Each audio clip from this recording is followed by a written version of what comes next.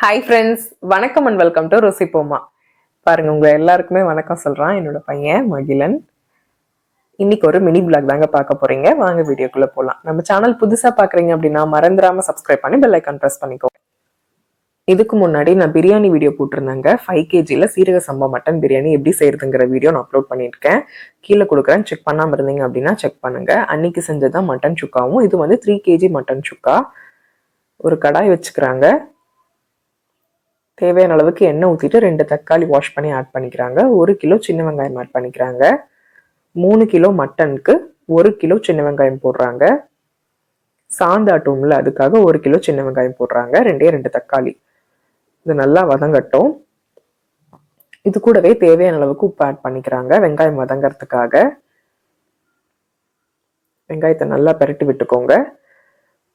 நாம் என்ன பண்ணுவோம்னா ஒரு மூடி போட்டு மூடுவோம். இவங்க வந்து ஹை ஃப்ளேம்ல வச்சு நல்லா வதக்கி விடுறாங்க. வெங்காயம் நல்லா வதங்கட்டுங்க. வெங்காயம் நல்லா வதங்கினதுக்கு அப்புறமா காட்டுறேன் உங்ககிட்ட. பாருங்க, வெங்காயம் நல்லா வதங்கிருச்சு. இந்த டைம்ல மல்லித்தூள் ஆட் பண்றாங்க. சக்தி மல்லித்தூள் தான். மட்டன் மசாலா,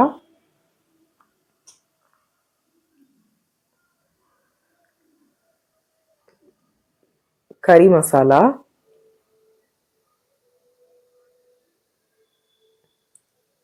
நாம ஸ்பூன் கணக்குன்னு பார்த்தா 5 ஸ்பூன் போட்டோம் அப்படின்னா கரெக்டா இருக்கும். மல்லித்தூள் 5 ஸ்பூனு. இது எல்லாமே மட்டன் மசாலா, கறி மசாலா எல்லாமே வந்து 5 ஸ்பூன் போட்டுக்கோங்க. இவங்க வந்து அப்படியே போடுறாங்க, கண்ணளவு தான். ஆனால் நமக்கு பார்த்தா ஓரளவுக்கு தெரியும்ல, அதனால ஒரு 5 ஸ்பூன், 3 ஸ்பூன்லேருந்து 5 ஸ்பூன் போட்டிங்க அப்படின்னா கரெக்டாக இருக்கும். சாந்துக்கு நல்லா வதக்கிட்டாங்க. அது கூடவே ஒரு முடி தேங்காய், 10 பல்லு 10 வந்து முந்திரி போட்டு நல்லா நைஸாக தண்ணி ஊற்றி அரைச்சி எடுத்துக்கிறாங்க. அது கூடவே ஒரு அகலமான சட்டி வச்சுக்கிறாங்க. கோல்டு வினர் ஆயில் ஊற்றிக்கிறாங்க. எண்ணெய் நல்லா காஞ்சதுக்கு அப்புறமா பட்டையும் கிராம்பையும் மட்டும் நல்லா வறுத்து பொடி பண்ணி வச்சிருக்காங்க. அந்த தூள் ஆட் பண்றாங்க. சும்மா 1 ஸ்பூன் அளவுக்கு ஆட் பண்ணியிருக்காங்க. இது கூடவே கட் பண்ணி வச்சிருக்க பெரிய வெங்காயம், ஒரு தக்காளி, பச்சை மிளகா, ஒரு 5-6 போல பச்சை மிளகா, ஒரு இனுக்கு கருவேப்பிலை, இதெல்லாம் போட்டு நல்லா மிக்ஸ் பண்ணி விட்டுக்கிறாங்க. நீங்க பெரிய வெங்காயத்துக்கு பதில் சின்ன வெங்காயம் போட்டீங்கன்னா இன்னும் ருசியாகவும் இருக்கும். வெங்காயம் கலர் சேஞ்ச் ஆனதுக்கு அப்புறமா இஞ்சி பூண்டு தனித்தனியா அரைச்சு வச்சிருக்காங்க. அதையுமே ஆட் பண்ணிக்கிறாங்க.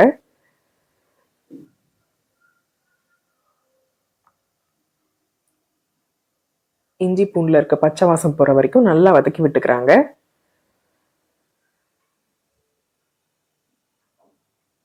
இஞ்சி பூண்டுல இருக்க பச்சை வாசம் போனதுக்கு அப்புறமா மஞ்சள் தூள், வரமிளகாய் தூள். எண்ணெயிலே போடுறப்ப நல்லா கலர் பிடிக்கும், அதுக்காக எண்ணெயிலே போட்டுறாங்க. கறி மசாலா நல்லா மிக்ஸ் பண்ணி விட்டுக்கிறாங்க. நாமெல்லாம் என்ன பண்ணுவோம்னா கறியில இருக்க அந்த ஸ்மெல், ரத்தம்லாம் இருக்கும் பார்த்தீங்களா, கறி வெட்டும் போது நல்லா ஒரு 2-3 தட்டி கழுவுவோம். அப்பதான் கறியில இருக்க அந்த ஸ்மெல் வராது அப்படின்னு சொல்லிட்டு. ஆனா இவங்க சமையல்காரங்களாம் என்ன பண்றாங்கன்னா எப்ப செய்யறாங்களோ அப்பதான் கழுவுறாங்க. அது ஒரே ஒரு கழுவு தான் கழுவுறாங்க. கழுவி உடனே தண்ணி வடிச்சுட்டு அப்படியே போட்டுறாங்க. அப்படி போட்டாதான் நல்லா ருசியா இருக்கும்னு வேற சொல்றாங்க. நீங்களும் இந்த மாதிரி தான் ஃபாலோ பண்ணுவீங்களா எப்படிங்கிறத கமெண்ட் செக்ஷன்ல தெரியப்படுத்துங்க. கறியை போட்டு நல்லா கிளறி விட்டுறாங்க.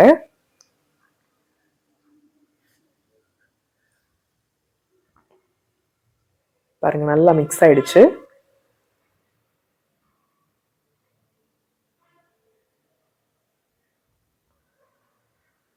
இந்த டைம்ல கறிக்கு தேவையான அளவுக்கு கல்லுப்பு ஆட் பண்ணிக்கிறாங்க. நல்லா மிக்ஸ் பண்ணி விட்டுட்டு, நம்ம ஆல்ரெடி வரமிளகாத்தூள் ரொம்ப கம்மியாக தான் போட்டோம். ஒரு 1 ஸ்பூன் கிட்ட தான் போட்டோம். இப்போ வந்து நம்ம தேவையான அளவுக்கு வரமிளகாத்தூள் ஆட் பண்ணிக்கலாம். மட்டன் மசாலா, மட்டன் மசாலா இல்லாதவங்க சீரகத்தூள், மிளகுத்தூள், வர கொத்தமல்லி தூள் இதெல்லாமே நீங்க ஆட் பண்ணிக்கலாம். மட்டன் மசாலா போட்டு நல்லா பரட்டி விட்டதுக்கு அப்புறமா காரத்துக்கு தகுந்த மாதிரி வரமிளகாத்தூள் ஆட் பண்ணிக்கோங்க.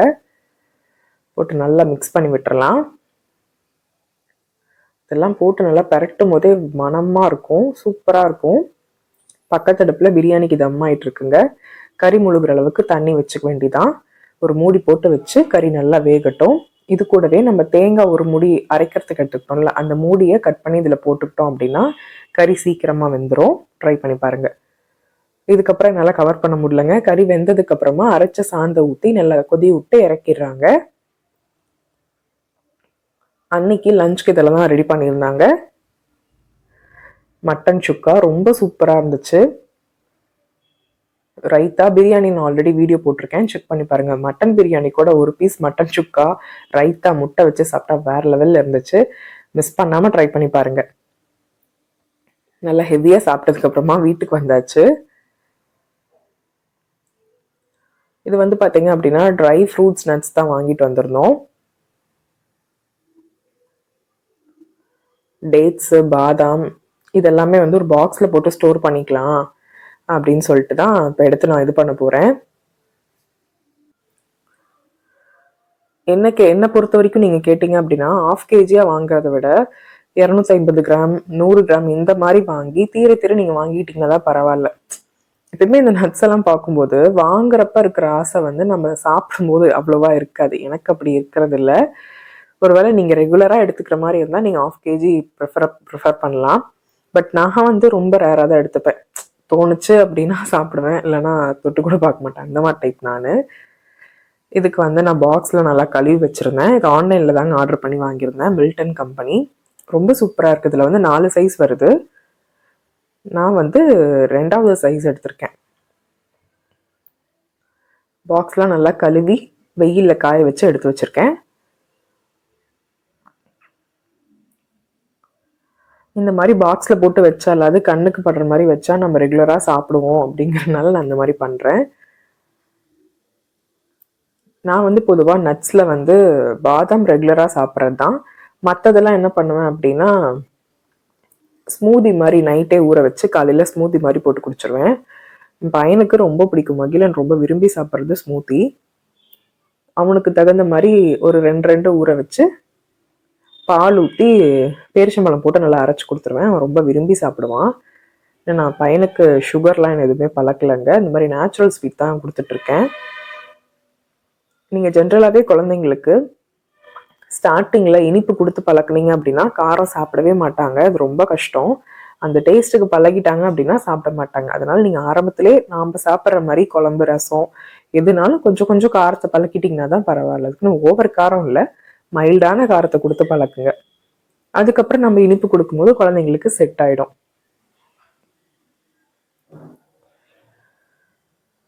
பிஸ்தா, பேரிச்சம்பழம், பம்கின் சீட்ஸு என்னெல்லாம் ஸ்டோரில் அவைலபிள் இருக்கோ அது எல்லாமே வாங்கிட்டு வந்துட்டோங்க. ரெகுலராக போட்டு கொடுக்கலாம் அப்படின்னு சொல்லிட்டு வாங்கிட்டு வந்தோம். நான் வந்து நட்ஸில் இந்த மாதிரி ஸ்மூத்தி மாதிரி பண்ணுவேங்க. அடுத்தது பார்த்தீங்க அப்படின்னா லட்டு மாதிரி பிடிப்பேன். எல்லாத்தையுமே தனித்தனியாக வறுத்துட்டு அதுக்கப்புறமா மிக்சர் ஜாரில் நல்லா ஓட்டும் போது கொஞ்சம் அதுலேருந்தே எண்ணெய் பிரிஞ்சு வரும். அது கூட நம்ம ஹெல்த் மிக்ஸ் ஒரு பவுடர் போட்டு நல்லா இது பண்ணோம் அப்படின்னா ரொம்ப சூப்பராக இருக்கும். ட்ரை பண்ணி பாருங்கள். ஹெல்தியும் கூட. ஆஃபீஸில் போகிறவங்களாம் இந்த மாதிரி சாப்பிட முடியாதவங்க நீங்கள் லட்டு மாதிரி கூட பிடிச்சி சாப்பிட்லாம். பட் இந்த நட்ஸ் எல்லாம் நம்ம அரைக்கும் போது இதில் இருக்க மாலிகுல்ஸ்லாம் உடஞ்சிரும்.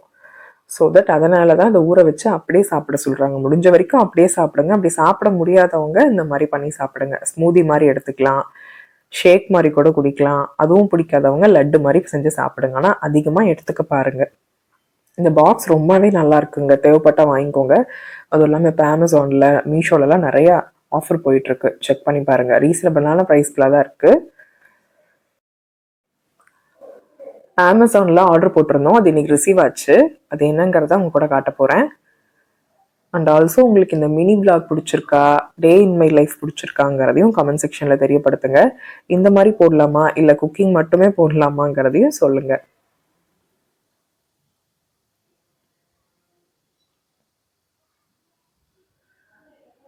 ஃபோன் கவருன்னு தான் நினைக்கிறேன். ஃபோன் கவர் தான் பார்த்துட்டு இருந்தாங்க.